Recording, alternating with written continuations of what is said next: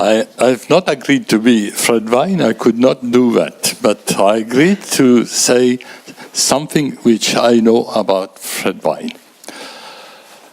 Okay, so the title of my talk is exactly what Fred and Matthew used for their precursor paper in Nature, Magnetic Anomalies over Oceanic Ridges. And what I say is exactly the footsteps of Fred Vine. Why? I have to tell you why I'm here and not Fred Vine. We had initially, in the Committee of Education, we had initially decided that we would have two precursors. One of plate tectonics. One is here, you just heard, and the second we would have liked to invite is Fred. But Fred informed us that his health condition did not allow him to come from Norwich, where he lives now, to Vienna. And so we had a small discussion because we did not want to ignore Fred Vine in this meeting. And I volunteered to do something, to say something about him, because not only I am a paleomagnetician, so I am involved with everything magnetics, but also, as some of you know already, I used to be a solid-state physicist, not a geophysicist. And when I turned into geophysics, initially with the task of setting up a paleomagnetic lab, I took some time to go around, look at the different labs and also meet different people. And one of my first meeting was in London at the Royal Society at Warlington House, and there I met Fred. Okay, how do I know? He looked at something like this. I got this picture from Sue Vine, his wife today, Fred and Sue. And he was, we are about the same age. He's just 2 months older than I am. And we discussed a little bit, and well, more than a little bit. He impressed me like a very modest, very honest, very everything person. So this is why we did not want to have this meeting here without saying something about him. So, what was the situation at the moment where we met? Here I have to apologize, Xavier. I forgot about Schubert. And I have no excuse about that because I knew Schubert himself and discussed with him. But we have, of course, Wegener, who in 1912 is the, I would say, the proponent of continental drift. And he was, as Xavier explained, totally ignored in modern times, mainly because his idea of continent flowing through the crust was not energetically acceptable. And then I jumped to Arthur Holmes, who was a British geologist, and is considered to be the father of a geological time scale. In 1927, he published a book which is called The Age of Earth, based on radioactive dating. And he has given us this drawing without any proof, any measurement, just intuition. This was published after his death. It is around 1940. So, as you can see, okay, the pointer. I don't know where the pointer is. Sorry, where? Oh, okay. So you can see that he has solved, at least he has thought of solving one big problem of Wegener, the plowing of a continent through the crust. And he actually is one of the first person to think about drifting. But he was not followed at all. He died without knowing that this idea would eventually develop. So somebody early, maybe 2 years ago, called him the lone drifter. Then we come to S. And S was a professor in Princeton, but during the war, he had served as a captain of a United States ship, Cape Johnson, which was actually equipped for landing. So he had lots of sonars on board to evaluate the depth of the seafloor. And S never forgot that he was a professor in Princeton, so he let his sonar working all the time, and actually discovered the seafloor ridges without, at the time, realizing that this was an entire worldwide distribution, like Xavier has shown. But still, on the basis of this, he suggested the theory of seafloor spreading to explain the ridge. To my best knowledge, the term seafloor spreading is due to Robert Dietz. I don't know if this is entirely true. So this is a sketch adapted from the article by Henry S., History of the Ocean Basin, published in 1962 in a book in another year. And you can see that he has really considered the convection cells here and drifting symmetrically on each side of the ridge. So this was a fantastic paper, in my opinion, really. As you said, Xavier, he must have been, I have not met him, but he must have been a very intelligent and constructive person. So then, Fred Vine and Drew Matthew published this famous paper, absolutely famous paper, explaining the existence and the shape of the magnetic anomalies which had been already partially mapped, including by Matthew himself in the Indian Ocean. And in this paper, which we call Landmark, they explained that the conveyor belts might also act as tape recorders that record reversal in the polarity of the Earth's magnetic field if, and only if a fossil remnant magnetization of the oceanic crust. And you know, all of you know this scheme that around the present field, if a field has reversed at some time, then you could find trace of its reversal in the seafloor by just exploring the seafloor with a magnetic profile.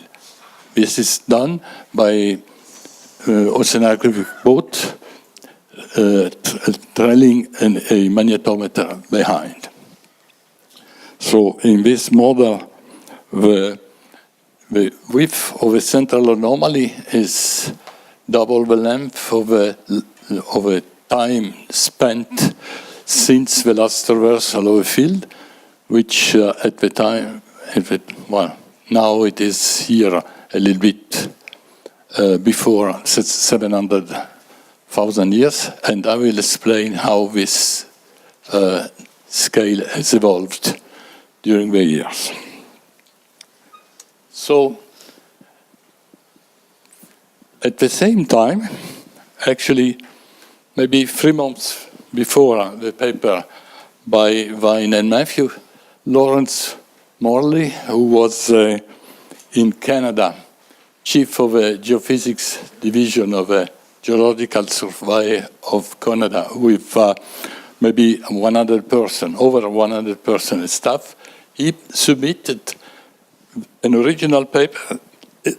The ideas were absolutely the same than Vine and Matthews, but without any data. And they submitted to Nature here, and it was rejected. And so after rejection, it submitted to the Journal of Geophysical Research, and it was also rejected. And the reason the reviewer of Journal of Geophysical Research said that the idea may be interesting for talks at a cocktail party, but they were not convenient for a scientific journal. This is a fantastic thing. Luckily enough, a few years later, well, he could not respond to this because of his high responsibility, but some years later, Norman Watkins, who has been a very famous paleomagnetician, said that this is probably the most significant paper in Earth science ever to be denied publication. So I think we should not talk about the Vine and Matthew hypothesis, but the Vine-Matthew-Morley hypothesis. And the three of us are here at the time of this discovery. So, in a chapter of a book, Fred Vine gave a personal account of the things which were happened as seen by himself. This is in a book. It is not easy to find, but if you like, I can give you on a USB stick with the text. I have it for you. So in this article, Fred recognized that the initial reaction to their paper was, to say the least, muted. And he himself said that there were significant reasons for this poor reception. One was that the idea of Seafloor spreading, although stated by S and other authors, was far from being universally accepted. The second was the geomagnetic field reversal scale was really at its infancy. And the only available one was the one by Cox, Dell, and Dalrymple at the US Geological Survey in Menlo Park in 1963, published just before the paper by Vine and Matthew. Then, at the time, the paleomagneticians and generally all the scientists did not realize that the seafloor had remnant magnetization. They thought that the magnetization of the seafloor was almost entirely due to induced magnetization. And that made things very hard to explain, the shape of the magnetic anomalies, because it involves that you have to have different magnetic susceptibility and so different type of rocks. And finally, as Xavier said, the early magnetic survey did not show very clearly, or not at all, the structure, the symmetrical structure of a magnetic anomaly on one side and the other of the central ridge. They did appear totally different from what was observed by a magnetic survey over the continent, but the structure was not clear. So, 3 years later, the theory, the hypothesis of Vine and Matthew were entirely accepted. So what happened? Actually, many things happened. As Xavier said, there was a supercooling effect, and many things happened at the same time. For clarity, I will tell you successively, but all I am going to say happened at the same time. So, for instance, there was a huge thing in advance, the development of a potassium-argon method for dating rocks, which contributed enormously to the evolution of a geomagnetic fields, geomagnetic time scale, as I will explain in a minute. And then the concept of transform fault was introduced by Wilson, Wilson. And so, let's see the first point. They were considered as induced magnetization. So, as I just said, there were problems in explaining the observed magnetic anomalies gradients, the change, the very abrupt change in the shape of the magnetic anomalies without having very improbable meteorological constraints. Despite the work of early work of Girdler, Peters, Mason, Bullard, and Mason, that they had reported very strong magnetization from dredged oceanic rock with high ratio of remnant to induced magnetization, this idea was very slow to be accepted by the scientists. If you consider that reverse exists, so if you consider remnant magnetization as being the most important contribution to the magnetization of oceanic basalts, then you don't have to consider improbable meteorological contrast. And this was the entire essence of a Vine-Matthew-Morley idea. So, at the same time, the potassium-argon dating method was developed. In December 1954, the first mass spectrometer was established at the University of California, and so this name is a very famous one, when Curtis and everything. And then still in the same year, in Menlo Park, Alan Cox and Richard Dull, later joined by Dalrymple, started a program specific aimed at resolving this fundamental question, field reversal or self-reversal. Field reversal, you know what it is. The geomagnetic field flips from one polarity to the other one. And the question was, in the magnetization, if we observe a reverse polarity, is that due to a reverse of magnetic field or to some kind of petrological chemistry by which the rock acquires a magnetization opposite to that of the magnetic field?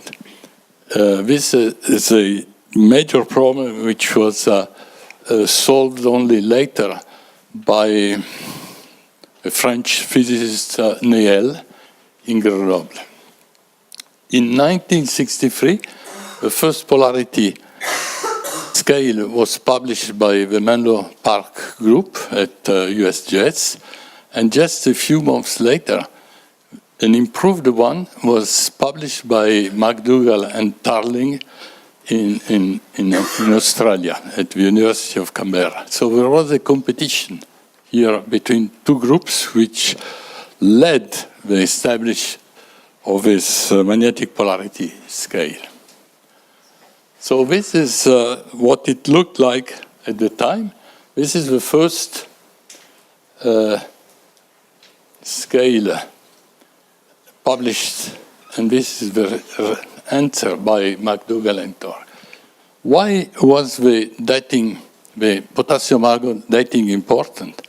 It is because samples in these scales are not coming from a single locality. There is no stratotype for volcanic rocks, like there are stratotypes for sedimentary.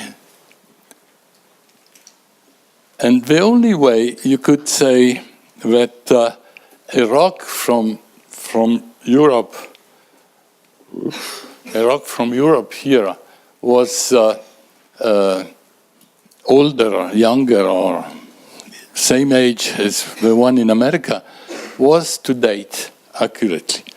And at that time, the magnetometer used in the different labs were not sensitive enough to measure the magnetization of sedimentary sequences. Only volcanic rocks would be measured. So the story goes on. In 1964, there were improvements by Cox, Dell, and Dalrymple with the recognition of what we call now the Olduvai event, and maybe a suggestion for what is now established as a Mammoth event.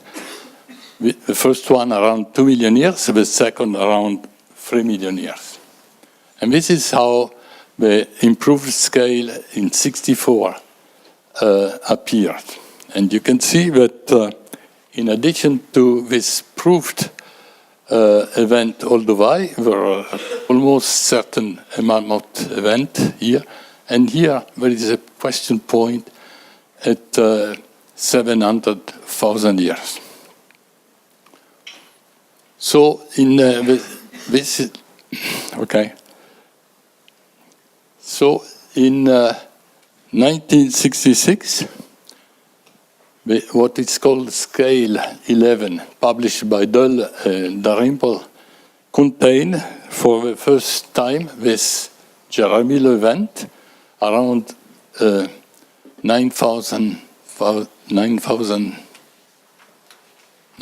900,000 years, discovered almost simultaneously by Dell and Dalrymple and by Neil Updike at Lamont in deep sea sediment. And this has played a crucial role in establishing the linearity of seafloor spreading. Before explaining this, I will show you the scales, the evolution of the scale. This is the first one by the Menlo Park group. This is the one by the Australian group. And this is the final one. And you can see the Jeremie event, the Olduvai, the Mammoth.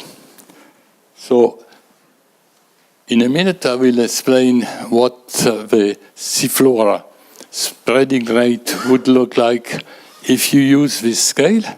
And finally, I will explain the most recent one in 1966. But before we look at another characteristic which had been observed in magnetic anomalies, this is a seafloor spreading map, very recent one, in which you see that there are interruptions in the continuity of ridges throughout the ocean. Maybe this is done by you, Xavier. I'm sorry, I don't remember. And so this is a close-up of what I just said. The rift or ridges are put off, displaced by some kilometers sometimes. Yeah, thank you. And moreover, there is an active seismicity only on the segment which relies the two parts of a rift here and there, and almost no seismicity here and there. So this led to the idea of transform fault, which was introduced by Tuzo Wilson from Canada at the University of Toronto. I like this paper because July 24 is my birthday. So it is important. You choose the right date. And as Xavier just told us, you have to consider the movement of a plate on a spherical geometry. And when you do this and you move plate A and with respect to plate B, these are a new type of faults which I just talked about, and you can see that these faults are almost entirely perpendicular to the ridge axis. This is because the movement of a plate, the relative movement of a plate, is obtained by rotation around what is called an Eulerian pole here and there, and along the Eulerian parallel, which are not to be considered as coincident with the geographical axis. So if you do that, this particular structure in the seismicity of a transform fault is observed. I don't know if you are used to these diagrams which represent the focal mechanism. This one is indicative of a strike slip or fault, left lateral. This one, you can see the black and white are inversed here. This is a strike slip fault, right lateral, and on the ridge itself you only observe normal fault. If you have questions about this, I encourage you to ask your question to Nicolas Coltis, who's just there, and he will talk on Wednesday. And he can tell you lots of things about, and he even has some animation, which are pretty good. I like to look at them, and I leave the task to him. So with this,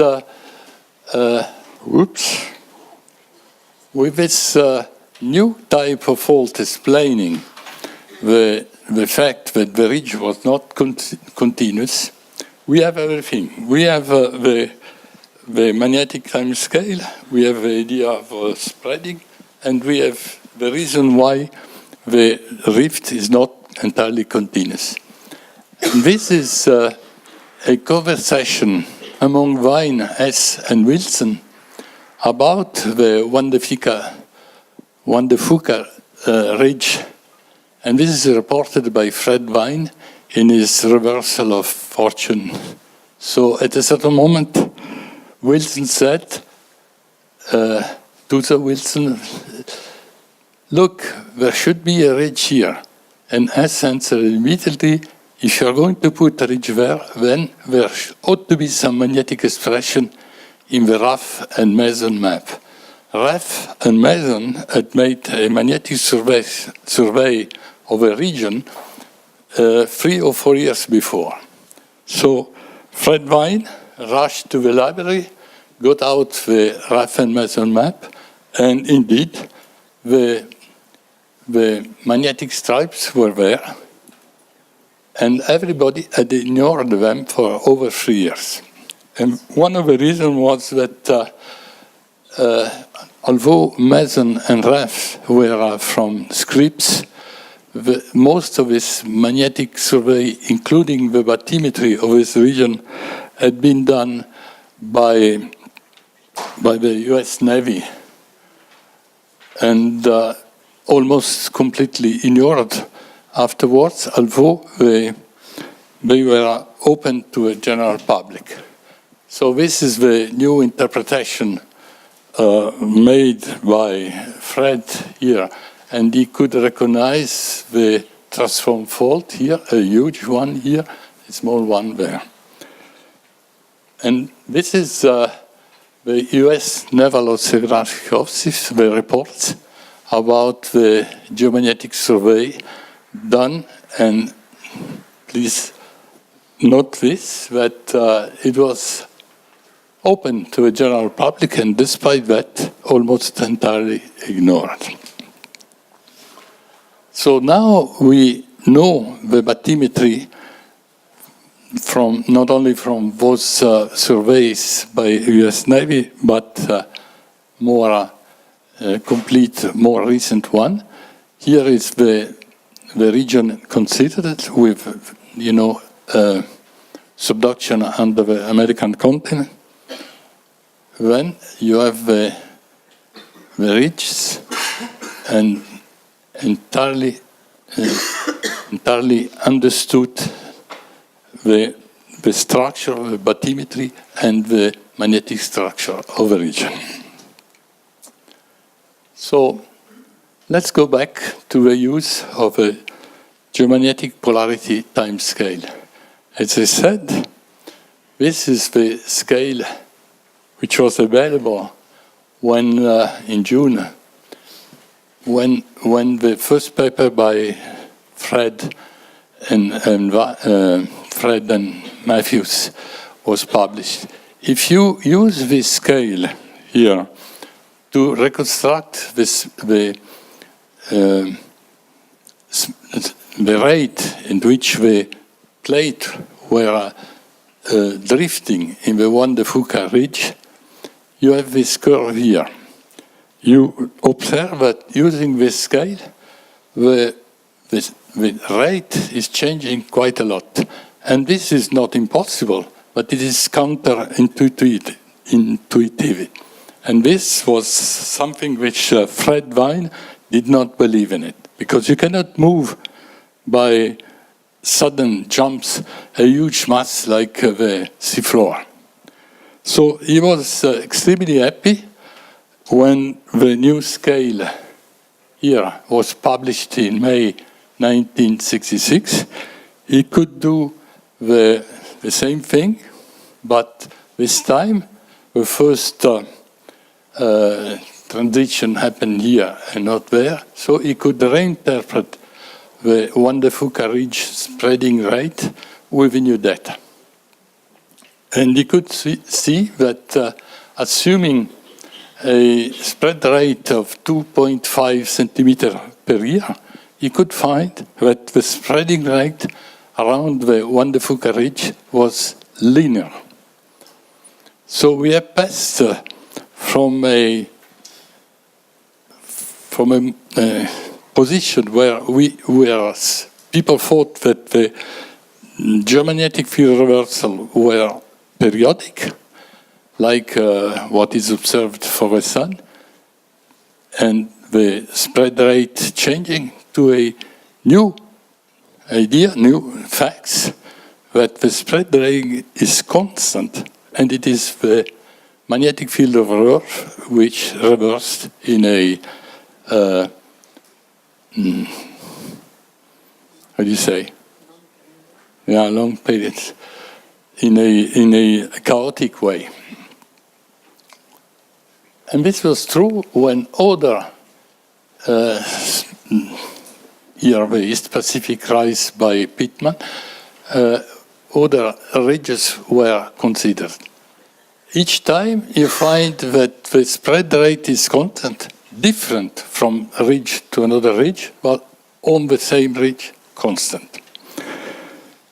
And this was a fantastic thing, because beyond a certain age, the potassium-argon dating was not precise enough to distinguish between the different episodes of magnetic polarity. And on the other hand, if you think that the spread rate is constant, you can extend the scale to very old ages.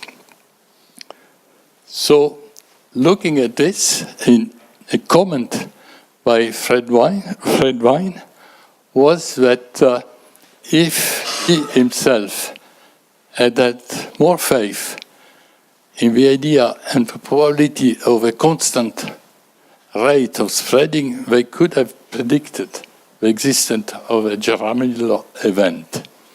And I think you can feel from this that he was really dismayed of not having had the, let's say, the courage of going against the. This is the Jaramillo event. This is the essence of his comment. This led to what Xavier has shown, the famous EGU19 profile by Pittman and Herschel. There are other profiles like this, including many from Xavier. And this is the profile observed. This is the reverse profile. This is the, I don't know, I think it is called the fingers of... 3 fingers. Sorry? 3 fingers. Yeah, the 3 fingers of Pittman that appear here very clearly on the ridges here, of course. And this is the interpretation in terms of magnetic anomaly. So after this, as Xavier just said, the battle was won. Everybody started believing in seafloor spreading, and the truth contained into the Vine, Matthew, and Morley ideas was recognized. So now I don't know how to start. Can you start? This is okay. So Fred Vine will talk to you. No? Not here. Click here. No, stop. No, click here and wait. It says cannot play medium. Ah. Okay. It doesn't work? Sorry. I should have used my own computer. So this is a, could you at least show the, let's stop here.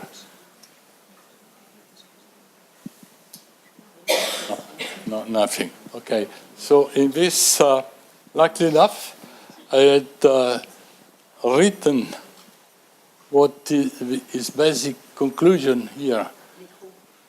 Yeah. That is a regret as a geologist was that the entire marine magnetic record observed from the ocean, and the ocean covers 60% of the Earth's surface, is only available for 5% of the total history of the Earth.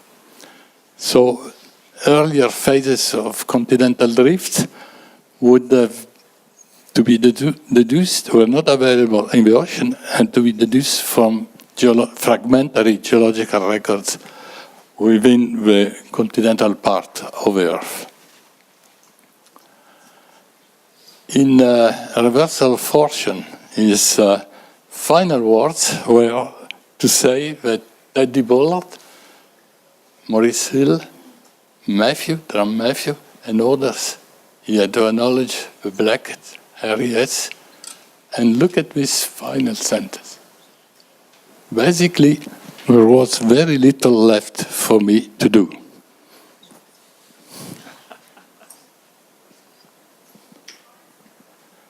So this is the final slide. I'm sorry that Fred could not be here.